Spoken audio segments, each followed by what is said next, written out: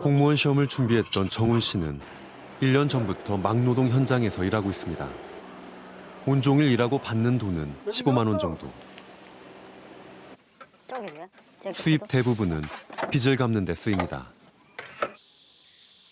엄청 큰 돈을 만지고 싶다는 생각이 들어서 위험하게 투자를 했던 게 많이 후회가 되긴 하죠.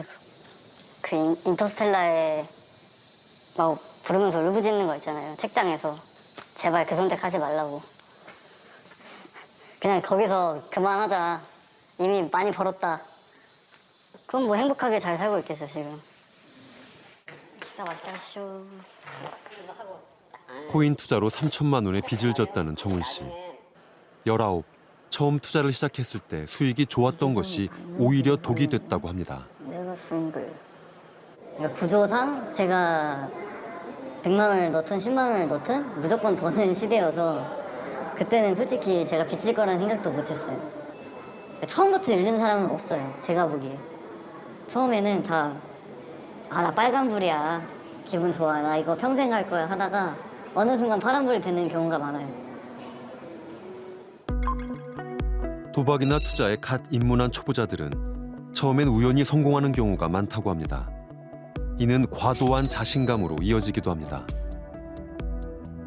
자기 과신 효과라고 흔히들 이렇게 얘기를 하는데 단지 운이 좋아서 그냥 내가 처음 투자한 게 굉장히 이익을 봤을 수도 있어요. 그런데 마치 이게 나니깐 된 양, 내가 했기 때문에 성공한 양, 그렇게 자기에 대해서 굉장히 높게 평가를 하기 시작하는 순간 역시 투자하는 데 있어서는 굉장히 손해를 가져올 가능성이 굉장히 높습니다. 특히 청년 세대가 투자 시장에 막 뛰어들었던 지난 2, 3년은 주식, 코인 모두 이례적인 상승장을 기록했던 시기였습니다. 이때 초심자의 행운을 맛본 청년들은 또 다른 투자 심리 편향에 빠져듭니다. 우리가 투자에 있어서 어떤 얘기를 하냐면은 하우스머니 이펙트라는 얘기를 해요. 우리가 도박장 가서 도박을 했을 때 처음에 이제 땄습니다. 따서 그 돈 가지고 다시 도박을 할 때는 이거는 내 돈이라는 생각을 안 해요. 카지노의 돈이다라고 이렇게 생각을 합니다. 그걸 이제 행동경제학에서는 심리계좌라 그래서 멘탈 어카운트라 그래서 별도의 계좌, 즉 이렇게 쉽게 벌어들인 돈은 내 마음속에 별도의 계좌를 만들어서 거기 보관하고 있기 때문에 이거는 쉽게 쓰고 쉽게 다시 잃어버려도 돼. 내 본전 아니야 라고 이제 생각을 한다라는 거죠. 마치 도박처럼 코인 투자를 했다가 정말 도박에 빠져버린 청년도 있습니다. 코인 투자로 4천만 원의 빚을 진 상현 씨는 손실금을 만회하기 위해 스포츠 도박까지 손을 댔다고 합니다. 배달 일을 하는 그가 오늘도 멈춘 곳은 스포츠 도박방 앞입니다. 유혹이 상당하죠. 네, 진짜 유혹이 상당해요. 그러니까 저 같은 경우는 코인 하다가 반 토막 넘게 손해가 남는데 그 손해를 메꾸려고 더 이제 도박에 더 빠져들게 된 것 같아요.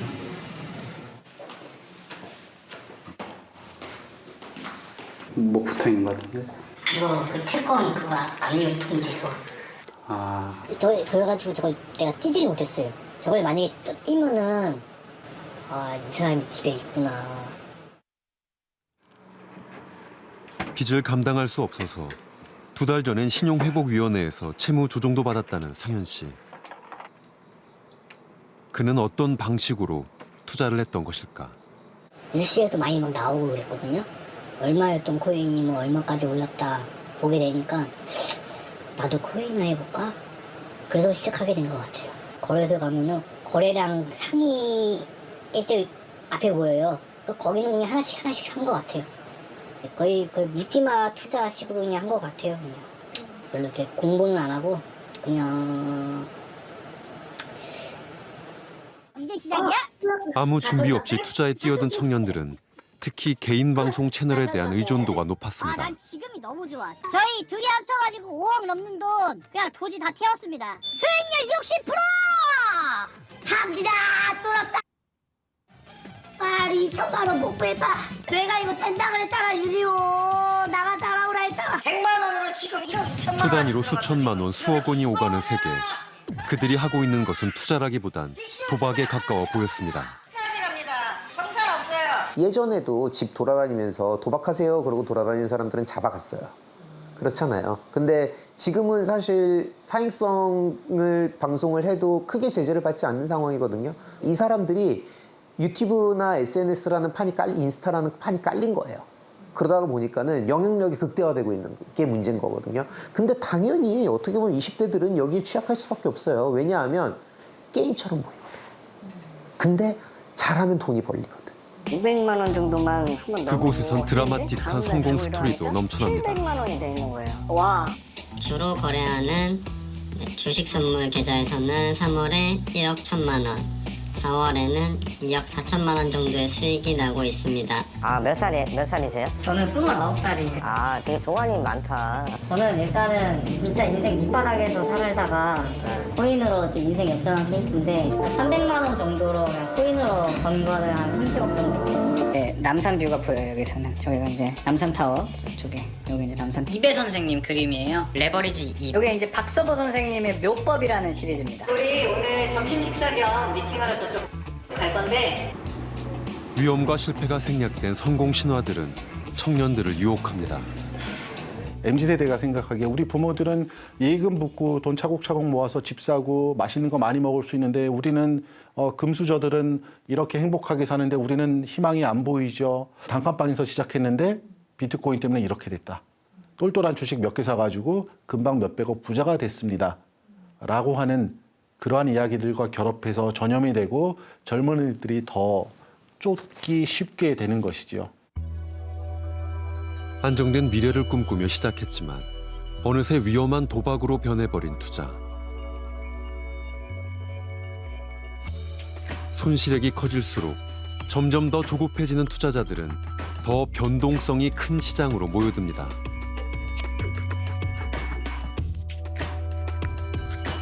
그리고 레버리지를 쓸 수 있다는 것도 크죠. 예를 들어서 이제 우리는 선물 하잖아요. 코인 선물도 하고 뭐 주식 선물도 하는 사람들이 있고요.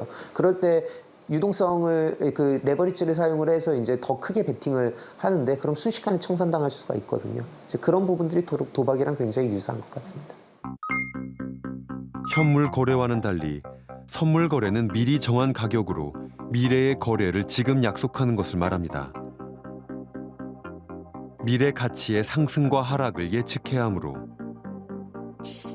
그만큼 수익성도 위험성도 모두 커집니다. 선물 거래와 같은 변동성이 큰 거래에서 많이 이용되는 투자 전략이 바로 레버리지.